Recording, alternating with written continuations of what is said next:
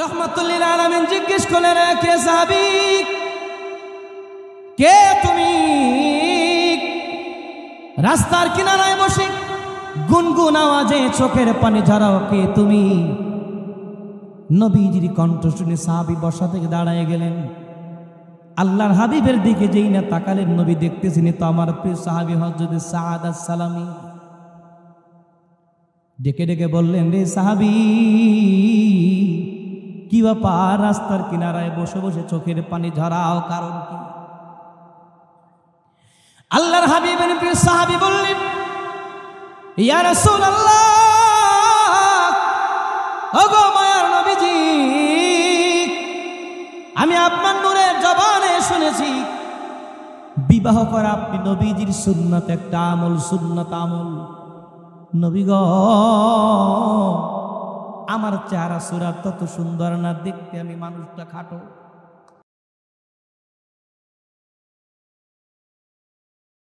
আমরা জানি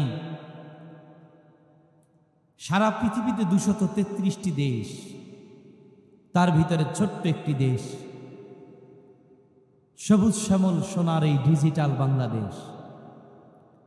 সারা পৃথিবীতে 233টি দেশের ভিতরে 2009 সালের তামাম দুনিয়া জরিপে যে দেশটি, তামাম পৃথিবীতে 233টি দেশের ভিতরে যে দেশটি 2009-এর জরিপে সারা পৃথিবীতে লেবাসে, পোশাকে, সিরাতে, সুরাতে, দাড়িতে, টুপিতে, মসজিদে, মক্তবে, মাদ্রাসায়, খানকায় কোরআনের আলো বিচ্ছুরণে, নবীর সুন্নতের আদর্শ প্রচার ও প্রসারে সারা পৃথিবীতে যে দেশটি প্রথমে স্থান অধিকার করেছেন, সে দেশটি হলো আমাদের এই সবুজ শ্যামল ডিজিটাল সোনার বাংলাদেশ। একজন বললেন কেন? সবাই বলুন আলহামদুলিল্লাহ। আমি আজকের এই জামশির মুসলমানদেরকে জিজ্ঞেস করতে চাই, আমার ভাইদেরকে জানতে চাই, 1,24,000 নবী বাংলা রাসূলের কারো আগমনে দেশে ঘটে নাই।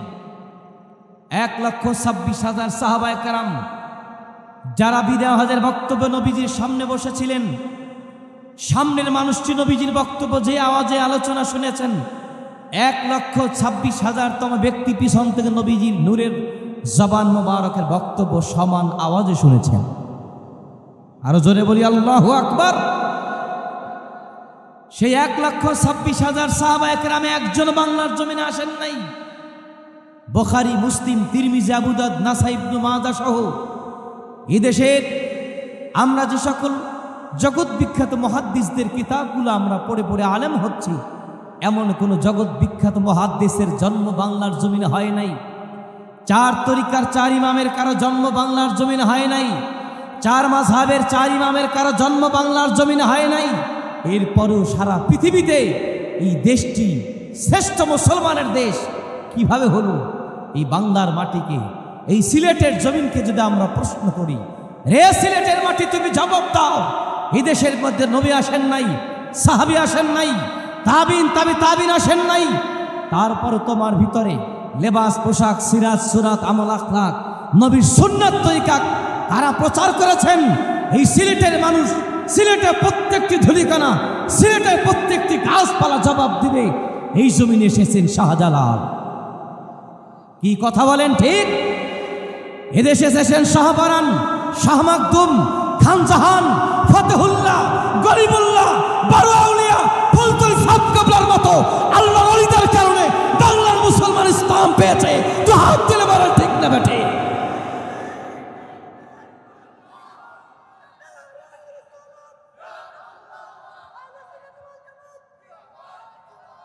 আজ আমাদের মনে রাখতে হবে, এদেশ কোনো বর্ণচোরাদের দেশ নয়। কথা বলেন, এদেশ কোনো আহলে হাদিসের অধ্যুষিত দেশ নয়। এদেশ আউলিয়া কেরামের চোখের বাড়িতে ধন্য, এদেশ আউলিয়া কেরামের চেষ্টার ফসল। বাংলার মুসলমান, বাংলার জমিন যারা বলেন ঠিক না বেঠে? নারায়ে তাকবীর, নারায়ে তাকবীর, নারায়ে রিসালাত, আহলে সুন্নাত ওয়াল জামাত, নারায়ে তাকবীর। প্রিয় ভাইরা, আজ সারা দেশ নয়, সারা বিশ্ব জুড়ে চোর নেমে গেছে, চোর। যারা আপনার আমার দামি সম্পদ ইমানকে চুরি করতে চায়। কি আওয়াজটা ভালো হলো না? আরো জোরে বলেন ঠিক। যারা সে সকল আউলিয়া কেরামের দেখানো আমলগুলোকে তারা সমাজের ভিতর থেকে কেটে কেটে কেটে কেটে খাটো খাটো করে ইসলামকে তারা শর্টকাট করতে চায়। আমি বলবো এই বাংলার মানুষ শর্টকাট ইসলাম চায় না, তারা মদিনার ইসলাম চায়। জোরে বলেন ঠিক না বেঠি? এদেশে আউলিয়া কেরাম তো আমাদেরকে মদিনা ওয়ালার ইসলাম শিখিয়েছে। প্রিয় শুধু একটু গভীর মনোযোগ। আমি দীর্ঘ সময় আমি আপনাদেরকে কষ্ট দেব না।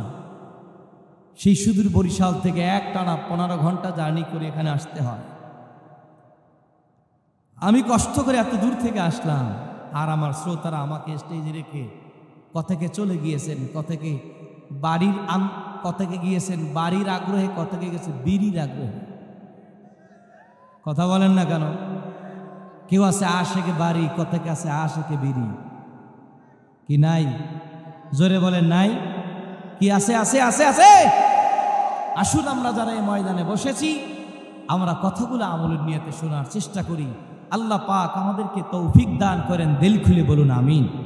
আরো জবান আওয়াজ করে বলেন আমিন। প্রিয় হাজিরিন, আল্লাহ সুবহানাহু ওয়া তাআলা জগতের মধ্যে আপনাকে আমাকে সৃষ্টি করেছেন উদ্দেশ্য মাত্র একটা, ওয়ামা খালাকতুল জিন্না ওয়াল ইনসা ইল্লা লিয়াবুদুন। আল্লাহ পাক আপনাকে আমাকে তার গোলামের জন্য সৃষ্টি করেছেন। জোরে বলুন সুবহানাল্লাহ।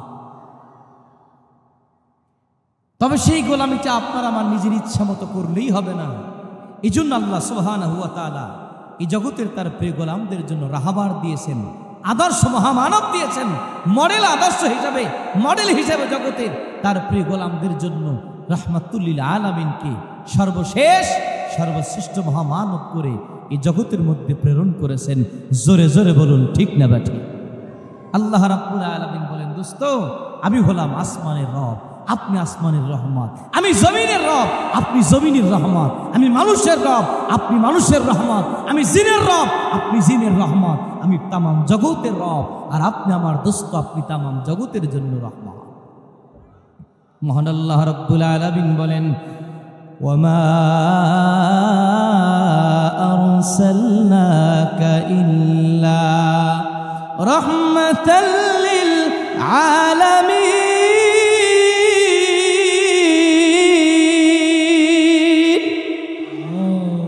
রে দোস্ত, আমি হলাম তামাম জগতের রব, আর আপনি আমার প্রিয় দোস্ত।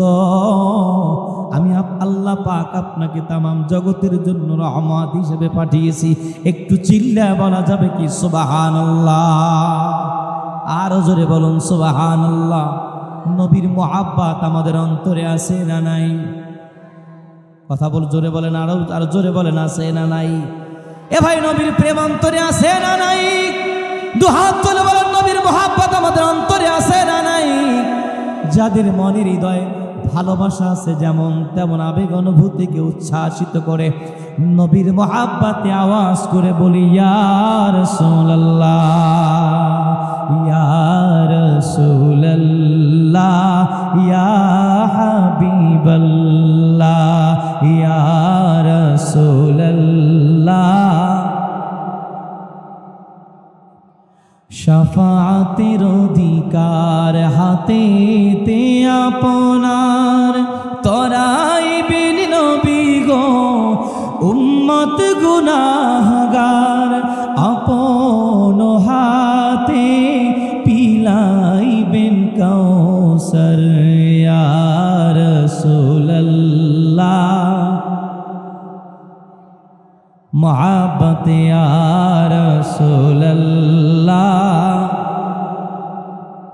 একটা জবান বন্ধ রাখা যাবে না।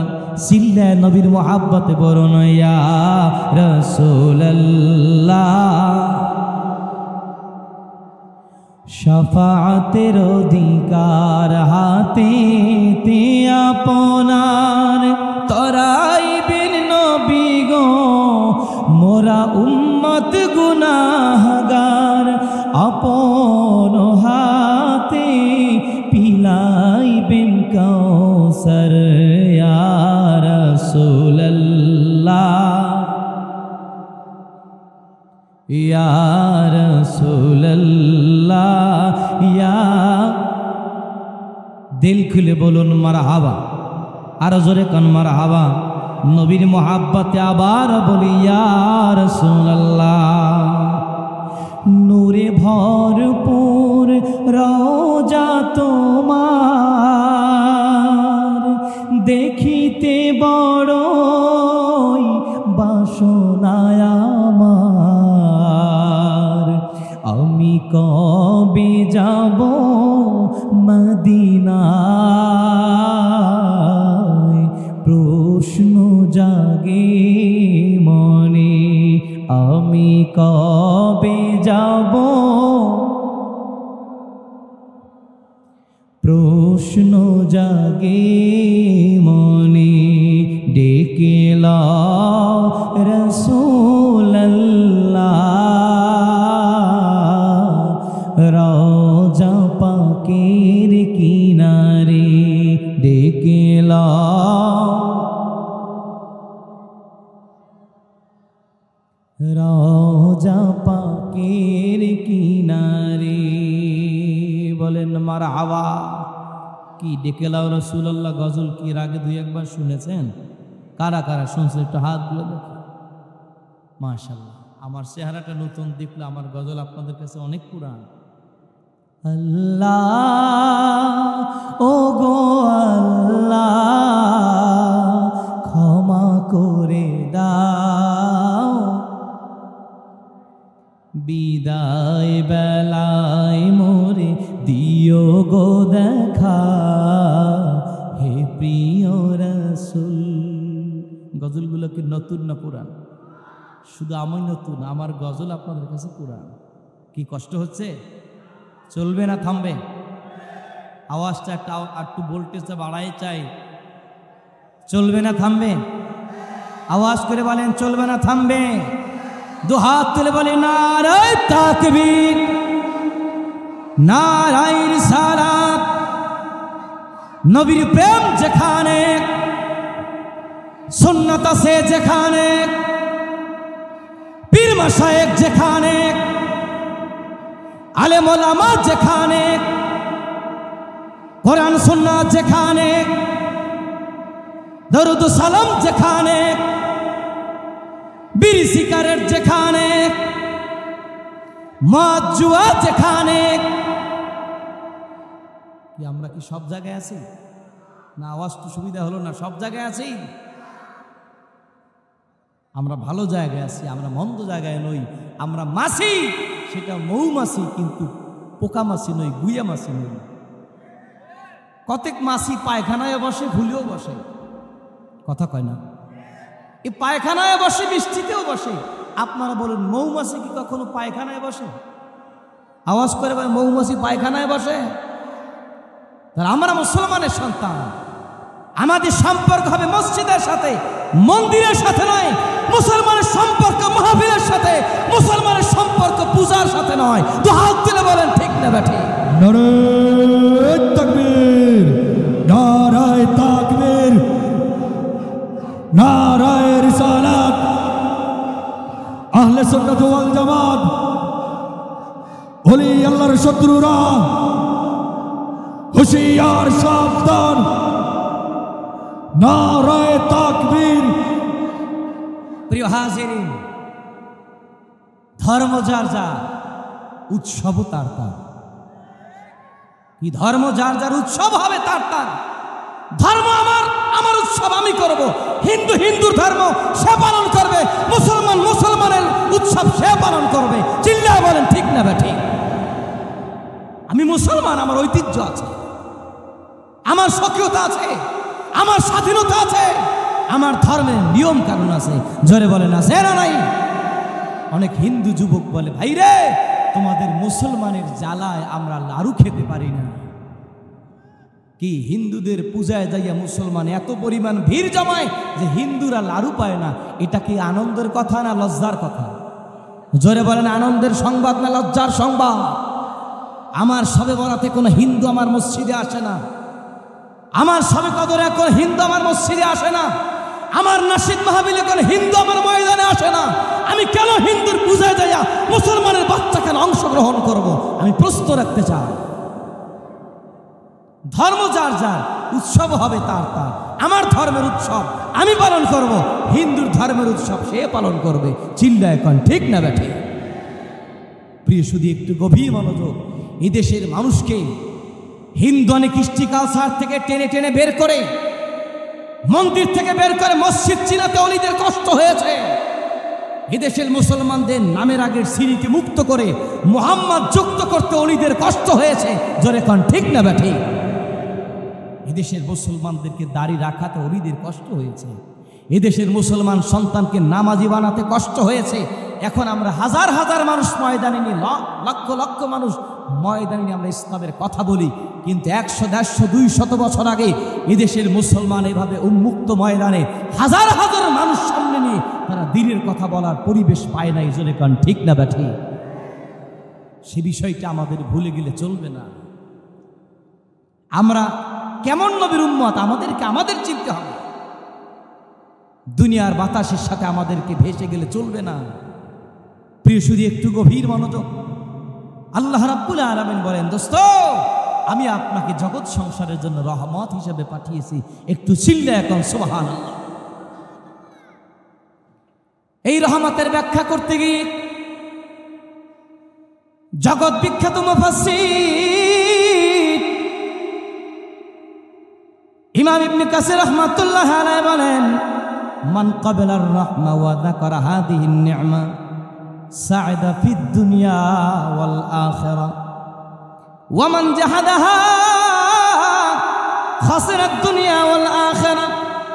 রে জগৎবাসী শোনো, রাহমাতুল লিল আলামিন কি যারা হৃদয় থেকে গ্রহণ করেছে, নবীর আদর্শকে যারা চর্চা করেছে, নবীর আদর্শকে যারা আলোচনা করেছে, নবীর প্রেম ভালোবাসায় যারা জীবনকে উৎসর্গ করেছে, নবীর জীবনী যারা চর্চা করে করে সমাজটা আলোকিত করেছে, ওই মানুষটা দুনিয়াতেও সফল কাম হবে। ওই মানুষটা পরকালীন জিন্দেগিতে মহান মালিকের জান্নাতের মেহমান হয়ে যাবে। আরো জোরে বলেন সুবহানাল্লাহ। ওয়া মান জাহাদাহা, যারা নবীকে পেয়ে, যারা নবীর আদর্শকে অগ্রাহ্য করেছে, তুচ্ছ তাচ্ছিল্য করেছে, অস্বীকার করে চলেছে, ওই মানুষগুলো দুনিয়াও বরবাদ, ওই মানুষগুলোর পরকালও বরবাদ। আমরা পরকালে সফল জীবন চাই কি চাই না? জোরে বলেন। দুনিয়া এবং আখিরাতে আমরা সুন্দর সফল সাফল্যমণ্ডিত জীবন, আলোকিত জীবন আমরা চাই কি চাই না? কারা কারা চাই তো হাত তুলে বলি নারায়ে তাকবীর, নারায়ে রিসালাত।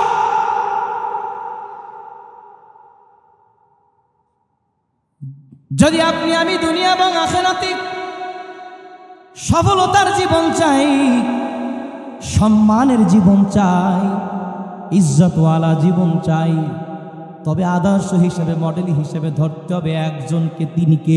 রাহমাতুল লিল। না, আওয়াজটা তো ঠান্ডা হয়ে গেছে কেন? জোরে বলেন, তিনি কে? রাহমাতুল লিল। আর জোরে কান, তিনি কে? রাহমাতুল লিল। আল্লাহ রাব্বুল আলামিন বলে দিলেন, দোস্ত আপনাকে আমি জগতের ভিতরে মডেল হিসেবে, আদর্শ হিসেবে পাঠিয়েছি। আল্লাহ রাব্বুল আলামিন এই জগতের মধ্যে তার গোলামদেরকে ডেকে ডেকে বলতেছেন, আমার গোলামেরা শোনো, লাকাদ কানা লাকুম ফি রাসূলিল্লাহি উসওয়াতুন হাসানাহ। একটু চিল্লা বলেন আল্লাহু আকবার। আল্লাহ পাক বলেন, তোমাদের জন্য শ্রেষ্ঠ আদর্শ, শ্রেষ্ঠ মডেল হলো আমার দোস্ত মুহাম্মাদুর রাসূলুল্লাহ। জোরে বলুন, মুহাম্মাদুর রাসূলুল্লাহ সাল্লাল্লাহু আলাইহি ওয়াসাল্লাম। চিল্লা বলেন সুবহানাল্লাহ। এই দুনিয়াতে আল্লাহ পাক কোন হিন্দুকে কি আদর্শ হিসেবে পাঠিয়েছেন? কোন খ্রিস্টান? জোরে বলেন, কোন খ্রিস্টান, কোন ইহুদি, কোন নাসারা আদর্শ মহামানবকে রাহমাতুল লিল। আজকে দুঃখজনক হলো সত্য কথা, আমার যুবক ভাইদের মডেল হয়ে গেছে, আদর্শ হয়ে গেছে খেলোয়াড়, আদর্শ হয়ে গেছে নায়ক, আদর্শ হয়ে গেছে গায়ক। জোরে কোন ঠিক না বেঠিক? ইয়া যুবক, তোমার মডেল হয়ে গেছে নেইমার, তোমার মডেল হয়ে গেছে কাকা, তোমার মডেল হয়ে গেছে মেসি। জোরে কোন ঠিক না বে ঠিক? আজকে যুবকরা নবীর আদর্শকে ফলো না করে খেলোয়াড়কে ফলো করা শুরু করেছে, নায়কের ড্রেস ফলো করা শুরু করেছে, ওই খেলোয়াড়ের মতো চুলের কাটিং করা শুরু করেছে। জোরে বলেন ঠিক না বে ঠিক? কি আদর্শ হবে কি আর্জেন্টিনা না মনুরে মদিনা? কি আমরা কি পাগল হব কি আশেকে আর্জেন্টিনা না আশেকে মদিনা? জোরে বলেন আশেকে আর্জেন্টিনা না আশেকে মদিনা? এ যুবক, রাহমাতুল্লিল আলামিন বললেন, আর রাজুলু, একজন ব্যক্তি, আর রাজুল আলা দীন খালিলিহি, ব্যক্তি তার বন্ধুকে ফলো করে, ব্যক্তি তার বন্ধুকে ফলো করে, দোস্ত দোস্তকে ফলো করে চলে। সব সময় খেয়াল রাখতে হবে, একজন বন্ধু সে তার বন্ধুকে ফলো করে, আমার বন্ধুর টুপিটা কেমন, আমার বন্ধুর ড্রেসটা কেমন, আমার বন্ধুর শার্ট কেমন, আমার বন্ধুর প্যান্ট কেমন, আমার বন্ধুর হুন্ডাটা কেমন। দোস্তকে ফলো করে আর এক দোস্তে তাকে অনুসরণ করে করে ওই দোস্তকে ফলো করে করে তাকে সাজায় নিজেকে। ওই দোস্তের মতো শাস্তি নিজের ভিতরে বড় আনন্দ আসে, বড় মজা আসে। জোরে জোরে কন্ত ঠিক না বা ঠিক? আমি বলি এ দোস্ত, যারা খেলোয়াড়ের পাগল, খেলোয়াড়ের মতো পোশাক গায়ে দিয়ে মজা পায়, যারা নায়কের পাগল, নায়কের মতো পোশাক পরে মজা পায়, যারা গায়কের পাগল, গায়কের মতো পোশাক পরে মজা পায়, আর যারা মদিনাওয়ালার পাগল, তারা মদিনাওয়ালার সুন্নতে রঙে রঙিন হইতে মজা পায়।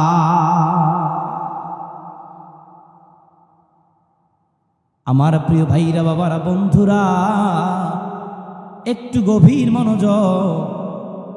এই দুনিয়াতে যদি সুন্দর সফল জিন্দেগি চাই, আল্লাহ রাব্বুল আলামিন যেই জন্য আপনাকে আমাকে দুনিয়াতে পাঠিয়েছেন, তার গোলামের জন্য জগতের মধ্যে আল্লাহ পাক আপনাকে আমাকে পাঠিয়েছেন। যদি সত্যিকারের গোলামি করে, মালিকের যদি সত্যিকারের গোলাম হতেই চাই, ইবাদত বন্দেগী চলায় বলায় হাঁটায়, ব্যবসা বাণিজ্যে, চাকরি নকরি, সব ক্ষেত্রে আমাকে মডেল হিসাবে, আদর্শ হিসাবে ধরতে হবে একজনকে। তিনি আর কেউ নয়, তিনি কামলিওয়ালা মদিনার নূর নবী রাহমাতুল্লিল আলামিন। একটু জোরে জোরে বলতে হবে ঠিক না বেঠি? নমস্কার, সকলে হাত জায়গা বলেন তো নমস্কার। অনেকে হাত জায়গা নাকি বগলে ঠান্ডা লাগবে, তাহলে হাতটা টান টান করে বলেন নমস্কার। জোরে চিল্লে বলেন তো নমস্কার। ওই নামাজ হবে তখন, আমার নামাজটা নবীর কামলিওয়ালা রাহমাতুল্লিল আলামিনের তরিকার নামাজ হবে যখন। আমার রোজা হবে তখন, আমার রোজাটা মদিনার কামলিওয়ালা নবীর সুন্নাত তরিকায় হবে যখন। আমার ইবাদতটা ইবাদত হবে তখন, আমার ইবাদত বন্দেগী নবীজির তরিকায় হবে যখন। ইচ্ছে মতো নামাজ পড়লেই কি নামাজ হবে? কথা বলেন না কেন? আমি যেমন পারি তেমন নামাজ পড়লে কি সেটা নামাজ হবে? হবে না। হঠাৎ নামাজের ভিতরে মোবাইল আসছে, কল আসছে, কল, মুরব্বী কলটা রিসিভ করে বলতেছে, হ্যালো, নামাজে আসি, পরে কথা বলি। বলুন নামাজ আছে? কথা বলেন না, নামাজ আছে? মোবাইলটা রিসিভ করে বলতেছে, হ্যালো, নামাজে আসি, পরে কথা বলি। বলুন তো লোকটার কি নামাজ থাকবে? তাহলে সেই লোকটা তো নামাজটা ইচ্ছা মতো পড়লে হবে না। জোহরের নামাজের ইমাম সাহেব তেলাওয়াত করতেছেন, আলহামদুলিল্লাহি রাব্বিল আলামিন আর রহমানির রহিম। বলুন জোহরের নামাজ তেলাওয়াত কি জোরে না আস্তে? কথা কয় না। জোহরের নামাজে তেলাওয়াত কি জোরে জোরে হয় না আস্তে আস্তে হয়? আস্তে আস্তে তেলাওয়াত করতে হয়। জোহরের নামাজে ইমাম সাহেব জোরে জোরে তেলাওয়াত করা শুরু করেছে, আলহামদুলিল্লাহি রাব্বিল আলামিন। ইমাম সাহেবের কণ্ঠে জোরে তেলাওয়াত শুনে পিছন থেকে একজন জেনারেল মুসল্লি, উনি লোকমা দিছে, কি বলে, হুজুর সাউন্ড হবে না। কথা বুঝে নেই, লোকমা দেয় কি এইভাবে? আমার কথা বুঝতেছেন? ইমাম সাহেব তেলাওয়াত জোরে জোরে শুরু করেছে, উনি পেছন থেকে লোকমা দিচ্ছে, হুজুর সাউন্ড হবে না। বলেন তো লোকমা হয়েছে? এ বাবা আওয়াজ করে বলেন লোকমা হয়েছে? লোকমা তো হয়নি। আমার নামাজটা তো নামাজ হবে তখন, আমার নামাজটা আমার মদিনার কামলিওয়ালা নবীর তরিকার নামাজ হবে যখন। আপনাদের আওয়াজে বুঝি যে মোনাজাত দিলে ভালো হয়, তা নাহলে একটু কথা বলেন। আমার নামাজ হবে তখন, আমার নামাজটা আমার নবীর তরিকায় নামাজ হবে যখন। আমার ইবাদত হবে তখন, আমার ইবাদতটা আমার রাসূলের তরিকার ইবাদত হবে যখন। চিল্লা এখন ঠিক না বেঠে? প্রিয় হাজিরিন, আমার ব্যক্তিগত জীবন থেকে শুরু করে আন্তর্জাতিক জীবন পর্যন্ত প্রতিটি ক্ষেত্রে আমার মডেল হবে একজন, তিনি রাহমাতুল লিল। আওয়াজ করে বলেন তিনি রাহমাতুল লিল। আমার মাথার তালু থেকে পায়ের তালু পর্যন্ত আমি যার রঙে রঙিন হয়ে আমার এই 3.5 হাত বডিটাকে সাজাতে হবে, তিনি হলেন আমার দোস্ত, আমার জীবনের চাইতে প্রিয় মুহাম্মদুর রাসূলুল্লাহ সাল্লাল্লাহু আলাইহি ওয়াসাল্লাম। যদি নবীর রঙে আমি রঙিন হতে পারি, আমি একজন সাচ্চা মুসলমান, আমি জান্নাতি গোলামে পরিণত হব। চিল্লা এখন ঠিক না ব্যাঠে? এদেশে যারা আল্লাহ ওলি হয়েছেন, আল্লাহওয়ালা হয়ে দুনিয়া থেকে বিদায় হয়েছেন, আল্লাহ নবীর তরিকে ধরে না ছেড়ে? জোরে বলুন নবীর তরিকা ধরে না ছেড়ে? হাত তুলে বলুন নবীর তরিকা ধরে না ছেড়ে? তারা নবীর তরিকা ধরে আল্লাহওয়ালা হয়েছে। আজ দুঃখজনক হলেও সত্য, বিশ্ব আশেকে রসুল সম্মেলন, আশেকে রসুল মহাসমাবেশ, সুন্নি মহাসম্মেলন নামের অনেক প্রোগ্রাম আমার এই সোনার বাংলায় হয়। কি আশেকে রসুল হবে, সুন্নি হবে কি নামে না আমলে? হলো না? চিল্লা বলেন নামে না আমলে? জোরে বলেন সুন্নি হবে কি সাইনবোর্ডে নাকি আমলে? শুধু সাইনবোর্ডে সুন্নি লেখলেই সেটা সুন্নি হয় না। সাইনবোর্ডে যদি লেখা হয় ইসলামিয়া মদের দোকান, বলুন ইসলামিয়া মদের দোকান, সাইনবোর্ডে ইসলাম থাকলে কি মদটা হালাল হবে? কথা বলেন, মদটা কি হালাল হবে? অতএব আমাকে মনে রাখতে হবে, আমার মডেল হবে একজন, তিনি আমার সবচাইতে জানের চাইতে মায়ার নবী মুহাম্মদুর রাসূলুল্লাহ সাল্লাল্লাহু আলাইহি ওয়াসাল্লাম। প্রিয় হাজিরিন, নবীর আদর্শকে গ্রহণের ক্ষেত্রে সাহাবায়ে কেরাম জীবনটাকে উৎসর্গ করার জন্য প্রস্তুত, কিন্তু নবীজির আদর্শ থেকে বিন্দুমাত্র সরে পড়তে তারা রাজি নয়। নবীর সুন্নাত তরিকা থেকে বিন্দুমাত্র সরে যেতে আল্লাহ রসুলের সাহাবায়ে কেরাম প্রস্তুত নন। জোরে কোন ঠিক না বেঠে? আল্লাহর হাবিব একদিন পথ দিয়ে যাচ্ছেন, দেখতেছেন একজন সাহাবী গুনগুন আওয়াজে রাস্তার কিনারায় বসে কান্না করতেছেন। আমার কথাগুলো কি বোঝা যায় ভাই? রাহমাতুল লিল আলামিন জিজ্ঞেস করলেন, কে সাহাবী,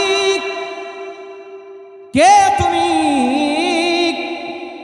রাস্তার কিনারায় বসে গুনগুন আওয়াজে চোখের পানি ঝরাও, কে তুমি?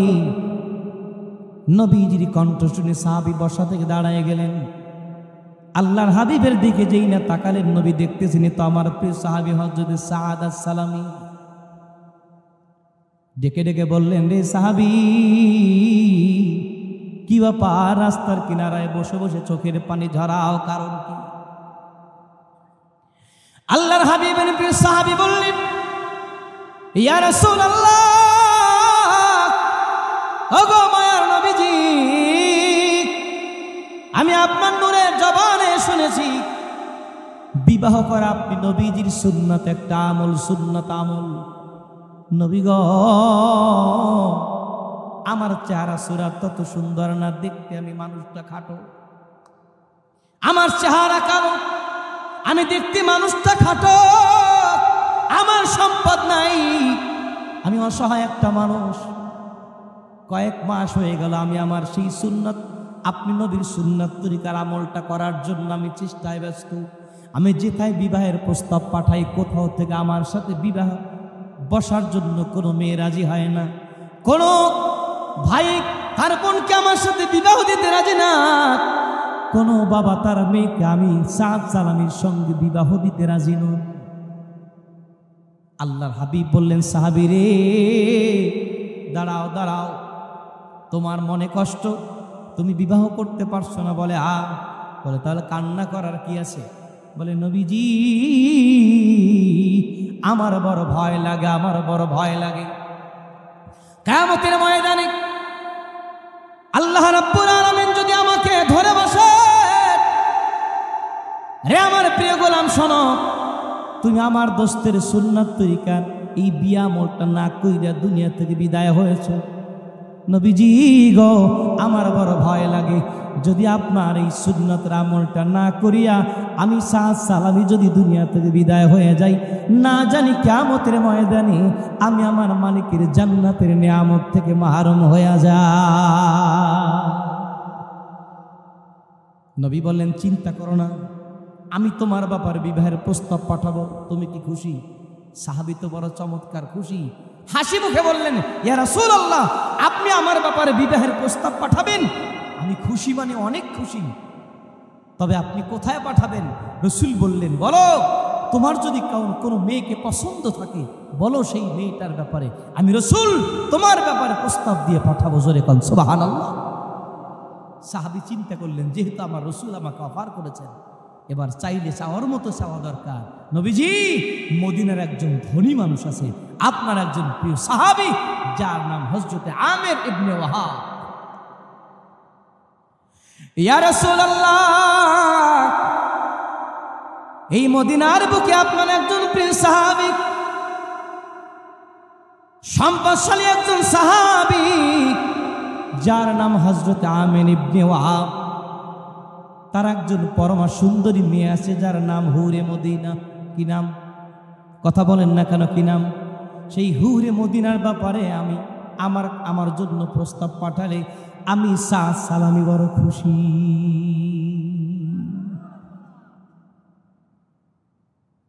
নিজের কোয়ালিটি কেমন? পকেটে টাকা নাই, চেহারা ঢক না, মানুষটা খাটো, প্রস্তাব পাঠিয়েছে কোথায়? চিন্তা করেছে, আমি চাইলে নবীর কাছে একটু চাওয়ার মতোই চাই। সুবহানাল্লাহ কর। একজন সাহাবী নবীজির কাছে এসে বলল, ইয়া রাসূলুল্লাহ, আমাকে কিছু দান করেন। আল্লাহর হাবিব বলেন, কি চাও তুমি বলো, তুমি যা কিছু দাবি করবে আমি তাই তোমাকে দিতে রাজি। রাহমাতুল লিল আলামিনের সামনে সাহাবী চিন্তা করলেন, আমি চাইলে চাওয়ার মতো চাই। ইয়া রাসূলুল্লাহ, আপনি বলেছেন আমি যা চাইব আপনি রাসূল তা পূরণ করার জন্য প্রস্তুত। নবীজি, আমি চাই কিয়ামতের ময়দানে আপনি নবীর সঙ্গে এক জান্নাতে যাব। চাইলে চাওয়ার মতো চাইতে হয়, কথা বলেন ঠিক? ইয়া রাসূলুল্লাহ, ওই আমির ইবনে ওয়াহাবের একটা সুন্দরী মেয়ে আছে, আমি চাই তার সাথে বিবাহ বন্ধনে আবদ্ধ হতে। রাসূল বললেন, যাও, চলে যাও, তুমি আমির ইবনে ওয়াহাবের বাড়ি যায় বলো রাসূল আমাকে পাঠিয়েছেন, আপনার মেয়ে হুরি মদিনার জন্য রাসূল আমাকে পছন্দ করেছেন, যাও গিয়ে বলো। হাঁটতে হাঁটতে আমির ইবনে ওয়াহাবের বাড়ির দুয়ারে হাজির, সালাম দিলেন। ভেতর থেকে হযরত আমির ইবনে ওয়াহাব বেরিয়ে আসলেন। কি সংবাদ, কে তুমি? বলে, আমার নাম সাদ সালামি। কেন আসছো? কিছু দরকার, টাকা পয়সা লাগবে। দেখতে তো ফকির মানুষ, মহা মুসাফির মনে হয়, কিছু টাকা পয়সা লাগবে। বলে, না তা লাগবে না। তাও কেন এসেছো? বলে, নবীর দরবার থেকে আসছি। বলে, কেন এসেছো? বলে, আপনার মেয়ের বিবাহের প্রস্তাব নিয়ে। বলে, ছেলেকে? বলে, আমি। সুবহানাল্লাহ কয় না রে? এভাবে লাড়া দিয়ে বলতেছে ছেলে আমি। নিজের চেহারার কন্ডিশন যা, তাতে এরকম সাহস করার কথা না, যেহেতু আমার রাসূল পাঠিয়েছেন। সুবহানাল্লাহ কও। আমি আপনার মেয়ের জন্য প্রস্তাবিত বর, আমি আপনার মেয়ের জন্য নবীর নির্বাচিত ছেলে। সুবহানাল্লাহ কও। হযরত সাদ সালামি চিন্তা করলেন, আমার যেই কোয়ালিটি, তাতে কথা যদি আমি বাড়াইতে যাই, না জানো হযরত আমির ইবনে ওয়াহাবের মেজাজ গরম হয়। আর দেরি না করে সেখান থেকে চলে আসলেন নবীজির দরবারে। জিজ্ঞেস করলেন, কি ব্যাপার সাদ সালামি, গিয়েছিলা? বলে, হ্যাঁ। বলে, প্রস্তাব দিয়েছো? বলে, হ্যাঁ দিয়েছিলাম। বলে, কি সংবাদ? বলে, ফিডব্যাক পাওয়ার আগেই চলে আসছি। চেহারার ভিতর রাগের ছাপ নেই। হযরত আমির ইবনে ওয়াহাব নিজের হুজরা মুবারকে প্রবেশ করেছেন। তার মেয়ে হুরে মদিনা জিজ্ঞেস করলেন, আব্বা জান, কি ব্যাপার আপনার চেহারায় যে রাগের ছাপ দেখা যায়? বলে, তুমি বুঝবা না। বলে, আমাকে বুঝতে হবে, আমি তো সব শুনেছি। সুবহানাল্লাহ কও। আর একটু জোরে কন সুবহানাল্লাহ। আমার হাতের ডানের ভাইয়ের একটু আওয়াজ করে জবান খুলে বলেন সুবহানাল্লাহ। বামে যারা আছেন চিল্লায় বলেন সুবহানাল্লাহ। এবার ডানে বামে সকলে একসাথে হাত তুলি বলি আল্লাহু আকবার। আরো যারা বলি আল্লাহু আকবার।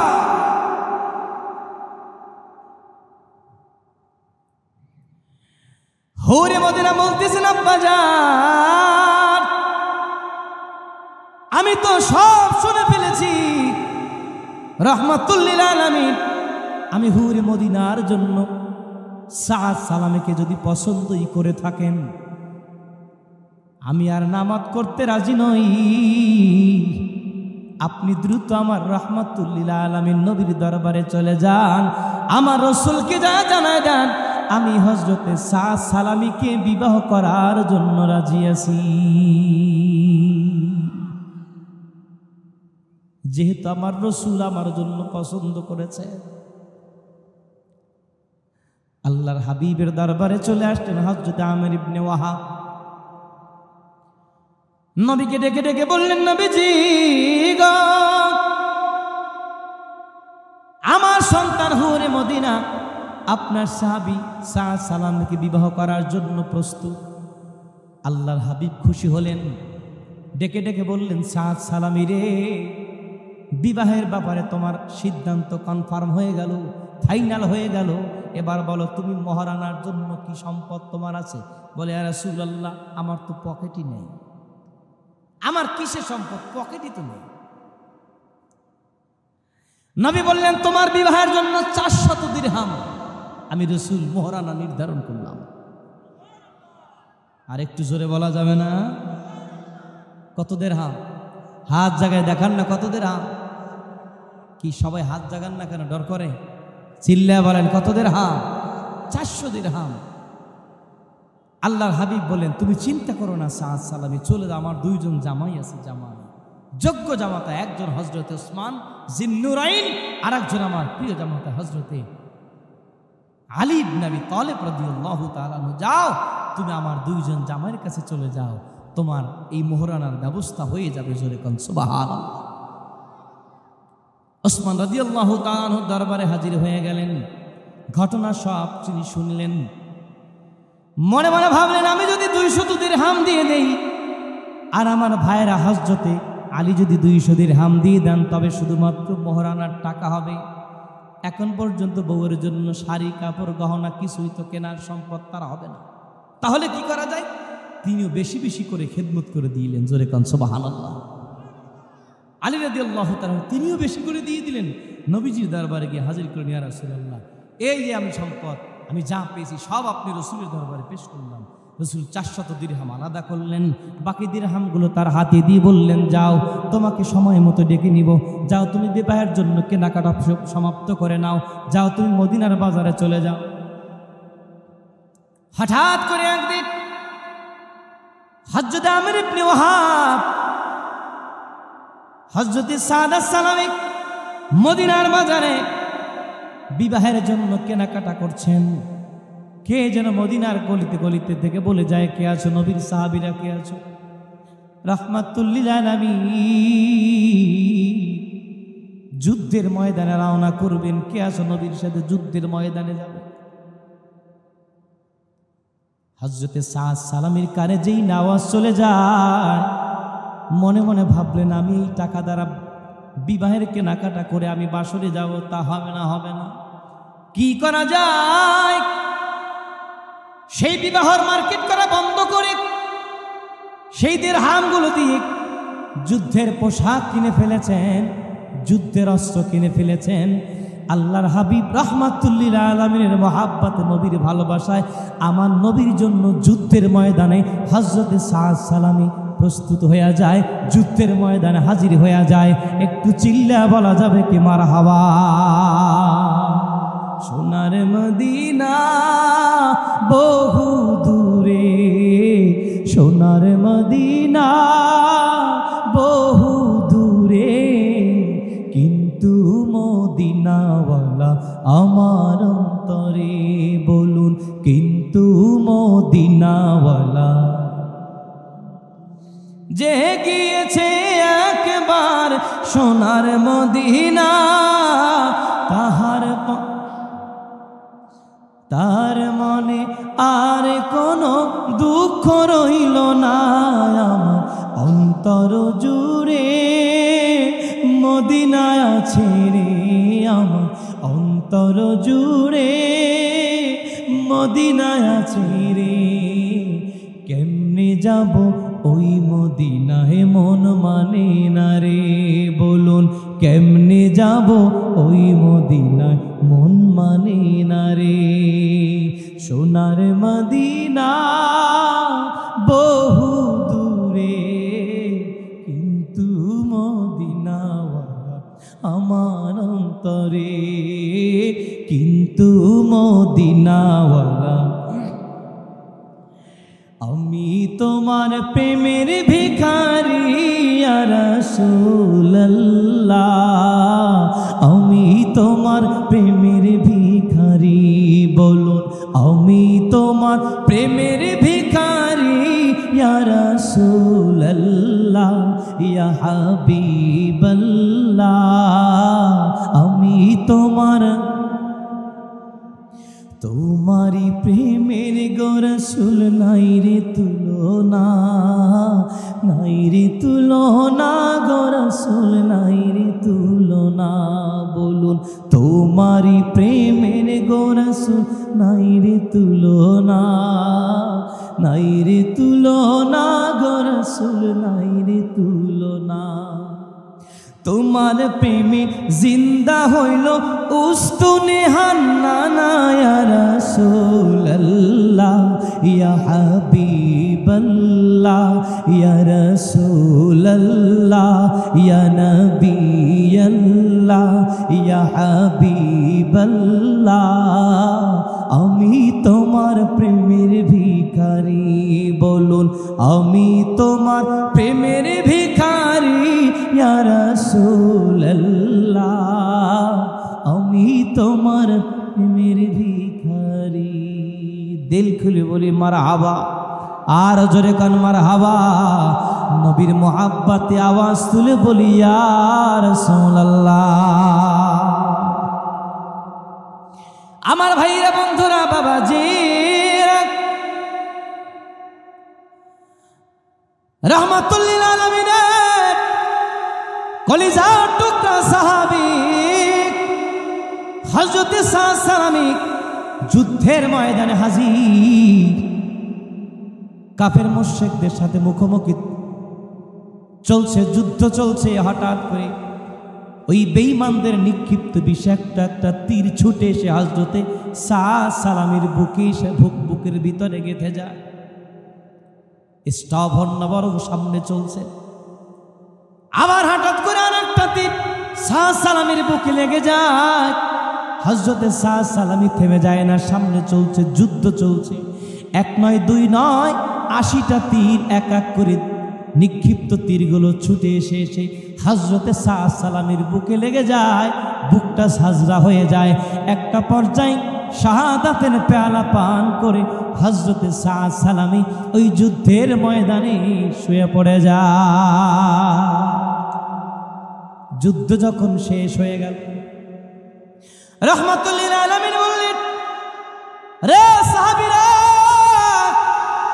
দেখো যুদ্ধের ময়দান ঘুরে ঘুরে দেখো কোথায় কোথায় আমার শহীদ সাহাবীদের লাশগুলো পড়ে আছে সাহাবায়ে কেরাম যুদ্ধের ময়দানে তালাশ করে করে করে করে এক এক করে লাশ নবীর সামনে হাজির করে দিলেন একটা পর্যায়ে নজর করলেন কার যেন একটা লাশ দেখা যায় ছোট মানুষ জীর্ণ শীর্ণ হয়ে পড়ে আছে সাহাবায়ে কেরাম হেঁটে হেঁটে গিয়ে দেখতে পেলেন এ তো আর কেউ নয় এ তো আমার মায়ের নবীজির কলিজার টুকরা সাহাবী হযরতে সাদ সালামী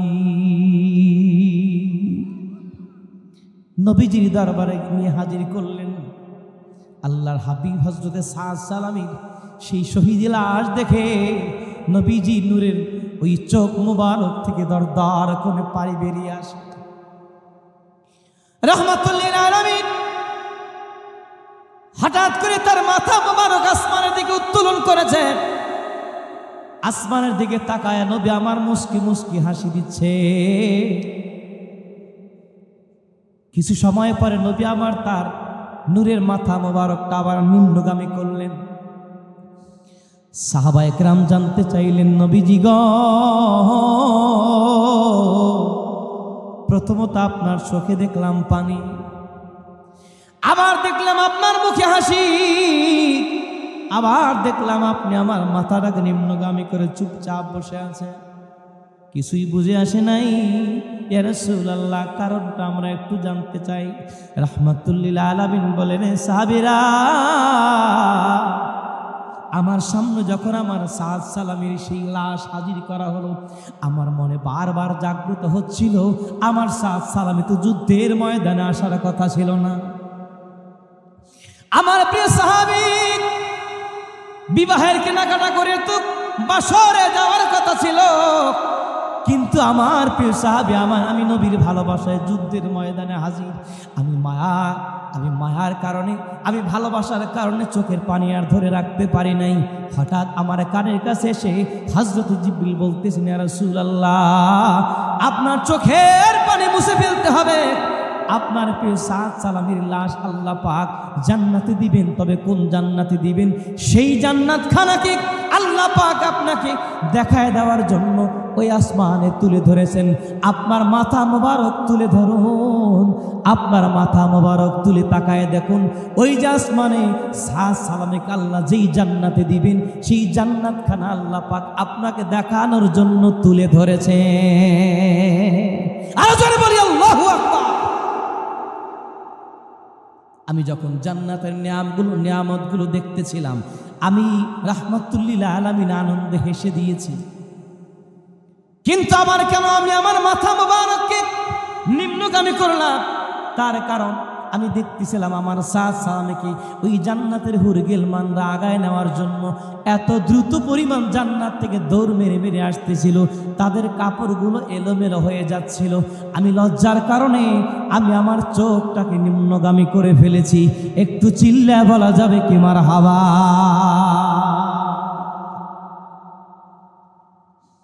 নবী বললেন, সাহাবীরা রে, আমার সাদ সালামের জানাজার ব্যবস্থা করো, আমি নিজে আমার সাদ সালামের জানাজার নামাজের ইমামতি করব। রাহমাতুল্লিল আলামিন তার প্রিয় সাহাবী হযরত সাদ সালামের জানাজার নামাজের ইমামতি করেছেন। যখন নবী আমার জানাজার নামাজের জন্য ইমামতির জায়গায় দাঁড়ালেন, দুই পায়ের বৃদ্ধাঙ্গুল দুটার উপরে ভর করে আঁটোসাঁটো হয়ে বড় কষ্ট করে মনে হচ্ছে দাঁড়াচ্ছেন। সাহাবায়ে কেরাম মনে মনে ভাবলেন, নবীজির মনে হয় যুদ্ধের ময়দানে কদম মোবারকে আঘাত লেগেছে। জানাজা যখন সমাপ্ত হয়ে গেল, বিনয়ের সাথে জিজ্ঞেস করলেন, ইয়া রাসূলুল্লাহ, আপনি কেন গো নবীজি আপনার দুটো বৃদ্ধাঙ্গুলের উপরে ভর করে আঁটোসাঁটো হয়ে দাঁড়ালেন? আপনার কদম মোবারকে মনে হয় কোনো আঘাত লেগেছে। রাসূল বললেন, না রে না, ও সাহাবীরা, বিষয়টা তা ছিল না। আমার সাদ সালামের জানাজার নামাজে অংশগ্রহণ করার জন্য আসমান থেকে এত বেশি পরিমাণ ফেরেশতা আল্লাহ পাকই জমিনে পাঠিয়ে দিয়েছেন। আমি রাসূল যদি সমান করে আরাম করে যদি দাঁড়ায় যাইতাম, আল্লাহ পাকের পাঠানো ফেরেশতাদের শান্তি করে আরাম করে দাঁড়াইতে কষ্ট হয়ে যাইত। আল্লাহ পাক বলেন, যারা ঈমানের উপর অটল অটল থাকবে, আমলের সমন্বয় জীবনের শেষ দিনটা পর্যন্ত নেক আমলের সাথে নবীর তরিকা মতো জীবন গঠন করবে, ওই মানুষগুলো যখন দুনিয়ার জমিন থেকে বিদায় হয়ে যাবে, আল্লাহ পাকের রহমতের ফেরেশতাগুলো তার কাছে হাজির হয়ে যায়। তাকে বলতে থাকে, মালিকের গোলামেরা, ভয় নাই, চিন্তা নাই, ভয় পায় না, চিন্তা করো না, আমরা তোমাকে জান্নাতের নিয়ামতের সুসংবাদ দেওয়ার জন্য হাজির হয়েছি। যেই জান্নাতের ওয়াদা আল্লাহ পাক তোমাদের সাথে করেছিলেন। একটু দিল খুলে বলা যাবে কি সুবহানাল্লাহ?